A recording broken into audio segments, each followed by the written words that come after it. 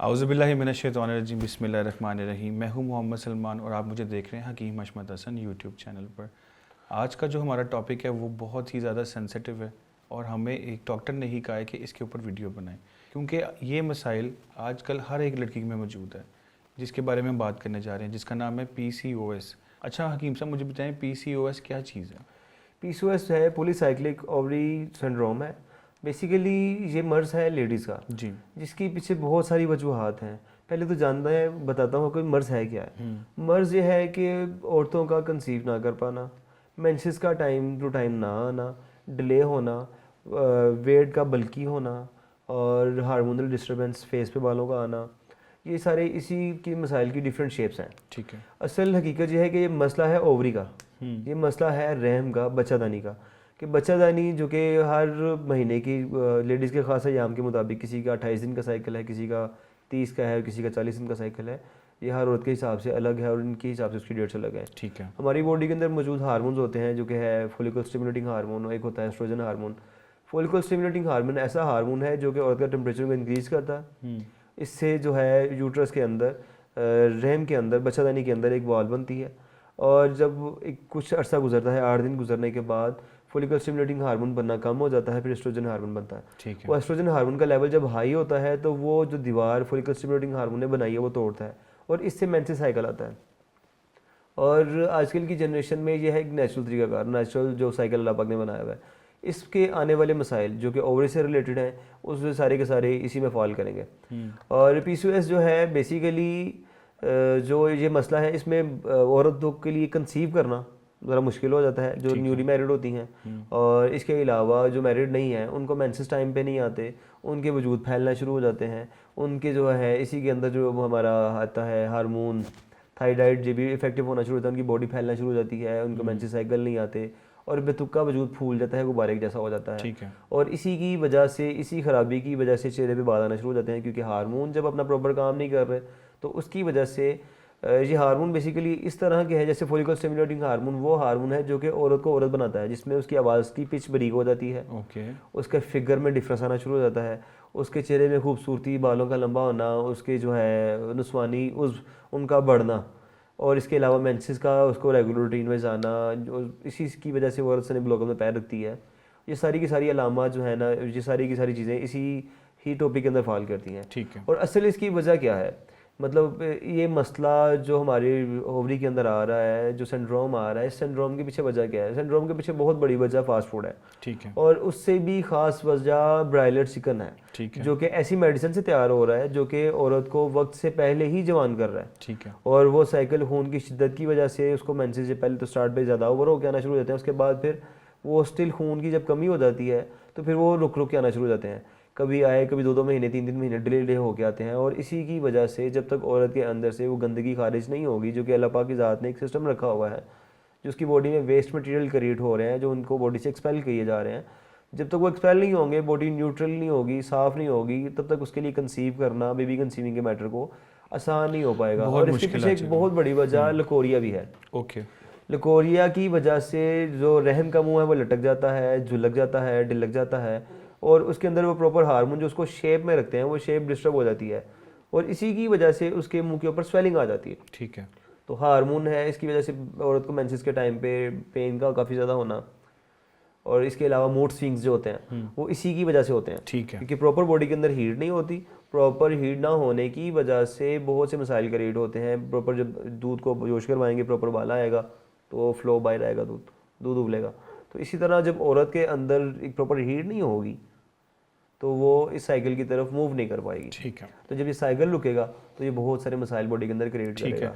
अच्छा हशमत भाई, मुझे बताइएगा इसकी रिकवरी में कितना टाइम लगता है? इसकी रिकवरी के अंदर टाइम जो दरकार है, इससे 3 से लेकर 6 महीने या 1 साल भी लग सकता है रिकवरी में मेडिसिन के साथ। और इसमें कोशिश करें कि ऐसी मेडिसिन यूज़ करें जो कि नेचुरल हो, जिनके साइड इफ़ेक्ट नहीं हो।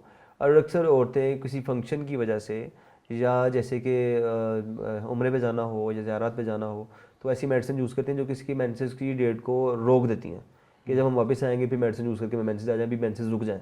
ठीक है। तो ऐसी हार्मोन को डिस्टर्ब करने वाली मेडिसिन कतई यूज़ नहीं करनी चाहिए।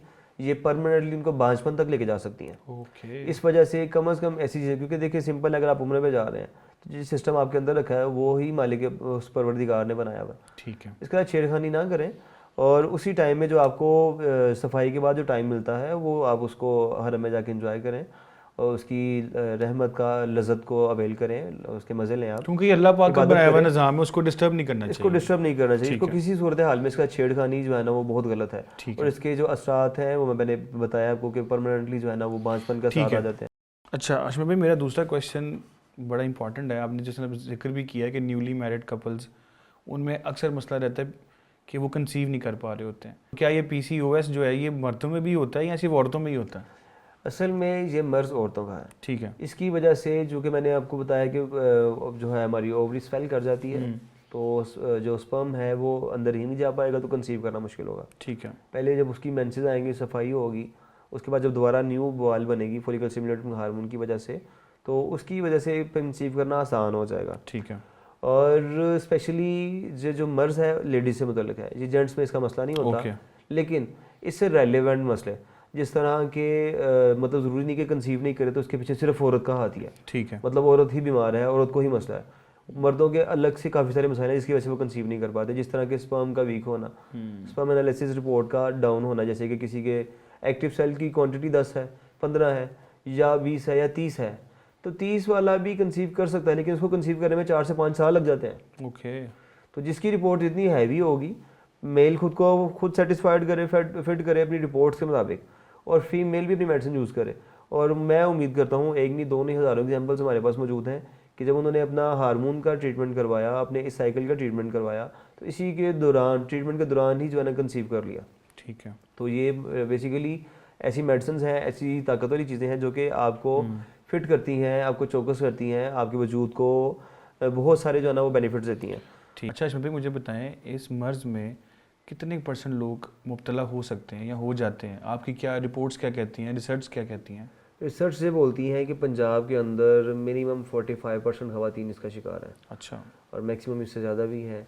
और इसके अलावा इस्लामाबाद में 43%, और जितनी भी यूनिवर्सिटी गोइंग लड़कियाँ हैं इसमें 90% प्लस लड़कियाँ जो है ना इस मर्ज़ में मुब्तला हैं। ओके। क्योंकि वो अपनी डाइट को बैलेंस नहीं करती, स्टडी के चक्करों में अपना वो सत्यानाश कर बैठती हैं, और अपनी दोस्तों के साथ जब पार्टीज़ करती हैं, निकलती हैं, या जब भी जाएंगी तो उनके पास चॉइस में सिर्फ फास्ट फूड ही होता है। ऐसे ही है। तो वो खाने को जो है क्या? ज़्यादा, क्योंकि excess of everything is bad. बिल्कुल ऐसे ही। आप नेचुरल मतलब रूटीन में रह के काम जो मर्जी आप यूज़ करें, फास्ट फूड हम भी ऑफर करते हैं, खाएं, कोई मसला नहीं है। लेकिन इत्तेदाल में रह के दाल में आप खाएं। महीने में एक दफ़ा खा लें, 15 दिन में एक दफ़ा खा लें, लेकिन इससे ज़्यादा नहीं यूज़ करना चाहिए। और स्पेशली गिलगित बल्तिस्तान में इसकी जो रिपोर्ट्स हैं, इसकी जो रिसर्च जो है ना, सर्च की शरह है 100% प्लस है। उसके बाद KPK में 90% है, 90% प्लस है। तो ये कि पूरे पाकिस्तान के अंदर और पूरी दुनिया के मजमूई अंदर तौर पे तकरीबन 98% हम कह सकते हैं मजमूई तौर पे 98 तक इतनी खवातीन इसमें मुब्तला हैं। मतलब किसी को डायग्नोज नहीं है या किसी को है, वो उनका मजमूई तौर पे अगर बात करें तो यहाँ जाता है। डायग्नोज की शरह इसमें इसलिए कम है कि बच्ची की शादी कर दी और अब अगले घर चले गई है, तो वहाँ पे कंसीविंग नहीं हो रही, मूड स्विंग्स हैं, घर में तो वो बेड पे बैठ के उसने बेड रेस्ट कर लिया, तो ससुराल में ये चीज़ नहीं मिलती। फिर क्या होता है कि इसी वजह से आपके मुआशरे के अंदर तलाक की शरह ज़्यादा है। बिल्कुल। इसी वजह से औरत कहती है कि वो मेरी रिक्वायरमेंट्स नहीं पूरी कर पा रहा, ये नहीं हो रहा, वो नहीं हो रहा, फलांग टींग, ये सारी चीज़ें इसी के अंदर आती हैं। ठीक है। तो तलाक के पीछे बहुत बड़ी वजह ये है कि ससुराल वाले पूछते हैं, ज़ाहिर बात है, 1 महीना 2 महीने गुजरते हैं, उसके बाद पूछना शुरू करते हैं कि शादी होगी, कंसीविंग नहीं होगी, अल्लाह पाक ने करम किया कि नहीं किया, अल्लाह ने रहम किया। तो ये जो छोटे छोटे लोग सुने लेते हैं, टिप्स लेते हैं, फिर ये औरत को मेंटली तौर पे भी डिस्टर्ब मेंटली तौर पे मेल और फीमेल दोनों डिस्टर्ब हो जाते हैं, और जब डिस्टर्ब होंगे तो नचाकी बढ़ेगी, मामला तलाक की बात है। अल्लाह पाक सबको अपने हिफ्ज़ ईमान में रखें। ठीक है, इसका आखिरी मेरा क्वेश्चन होगा कि इसका जो इलाज है वो मेडिसिन से ही ठीक हो सकता है या वो डाइट से भी अगर आप बैलेंस कर सकते हैं इसको? इसमें इसका इलाज के लिए डाइट ज़रूरी है, मस्ट है, लेकिन मेडिसिन भी मस्ट है। बगैर मेडिसिन के इसका इलाज करना बड़ा मुश्किल है। ठीक है। और इसका इलाज करने में टाइम कम से कम 2 से 2.5 साल लग जाएंगे। अच्छा। अगर सिर्फ डाइट से बैलेंस करें, क्योंकि आपने जो अपने लड़कपन में या जवानी के स्टार्ट भी दिनों में अपने शौक के अंदर या स्टडी करें तो हॉस्टल लाइफ में जो जंक फूड्स खाए हैं या जो आपने फास्ट फूड यूज़ किए हैं, तो उनके साथ जब तक बॉडी से निकलेंगे नहीं, जब तक आपकी बॉडी दोबारा जो है ना वो स्लिम नहीं होगी, जब तक रेम ताकत में नहीं आएगा, तब तक कंसीव नहीं कर पाएंगे। ठीक है। तो ऐसी बहुत सारी मेडिसिन मौजूद हैं जिसकी वजह से हार्मोन एक्टिव हो जाते हैं। और इसके अलावा स्पेशली ऐसी लेडीज़ जो कि अभी मैरिड नहीं है, उनके लिए एक मशवरा है, उनके लिए एक डोज है, उनके लिए एक डाइट है कि वो यूज़ करें, इंशाल्लाह उनको बेनिफिट मिलेगा। जिस तरह के उन औरतों के लिए ज़रूरी है कि जब मेंसेस का टाइम करीब आए तो कोल्ड ड्रिंक, ठंडा पानी और एसी में सोना बिल्कुल बंद करें। ओके। अपने आप को हीट में रखें, ऊपर बदन पे कोई चादर, लाजमी गर्मी है तो चादर रखें, अगर सर्दी है तो कंबल तो आएगा। और इसके अलावा ठंडी बोतलें, आइसक्रीम और जितनी भी चावल का इस्तेमाल कम करें। कोशिश करें उस टाइम पे मटन का इस्तेमाल करें। ठीक है। मटन का शोरबा, उसकी जखनी पिएं, ताकि है। उससे बॉडी का टेम्परेचर बढ़ेगा, हीट बढ़ेगी, और जब हीट बढ़ेगी तो उसको उबाला आएगा तो मेंसेस आएंगे। ठीक है। और इसके अलावा स्पेशली इसके लिए अजवाइन का और गुड़ का काढ़ा ये यूज़ कर, मतलब बहुत सारी ख़वातीन ऐसी हैं जो कि अपनी बच्चियों को जो है ना मेंसेस के टाइम पे ये कावा यूज़ करवाती हैं। ये कावा बेसिकली गर्म होता है, इससे खून भी पतला होता है, और इसके अलावा औरत को अपनी बॉडी को एक्सपेल करने के लिए, सफाई करने के लिए, गंदगी को बॉडी से खारिज करने के लिए बड़ी हेल्प मिलती है। ठीक है। इसके अलावा आम रूटीन के अंदर चावल को कम से कम इस्तेमाल किया जाए और ज़्यादा से ज़्यादा खजूर और बादाम का इस्तेमाल किया जाए, ठीक है। या बादाम और किशमिश का इस्तेमाल किया जाए। गर्म खुराकें देनी चाहिए इसमें, मतलब? हाँ, वो खुराकें जो ज़्यादा गर्म भी ना हो कि जरगान की तरफ लेके जाएं। ओके। लेकिन ऐसी गज़ाएँ हों कि आप मतलब चिकन को छोड़ के बाकी आप कोशिश करें कि आ जाएं, दोबारा नेचुरल डोज पे आ जाएं, मटन पे आ जाएं, देसी मुर्ग पे आ जाएं, अजवाइन पे आ जाएं, कावों पे आ जाएं, लौंग दालचीनी का कावे पे आ जाएं, और ये चीज़ें यूज़ करें, इससे आपको बेनिफिट मिलेगा। बहुत शुक्रिया कीम साहब आपका। आप लोगों का भी बहुत शुक्रिया, आप हमारा प्रोग्राम देखते हैं, उसको पसंद करते हैं, और आपसे यही रिक्वेस्ट है कि आपके माइंड में जो भी क्वेश्चंस हैं आप कमेंट सेक्शन में बताएं, उसके ऊपर इंशाल्लाह हम आपको प्रॉपर जवाब दिया करेंगे। बहुत शुक्रिया आपका। इंशाल्लाह मिलते हैं नेक्स्ट एपिसोड में। अल्लाह हाफिज़।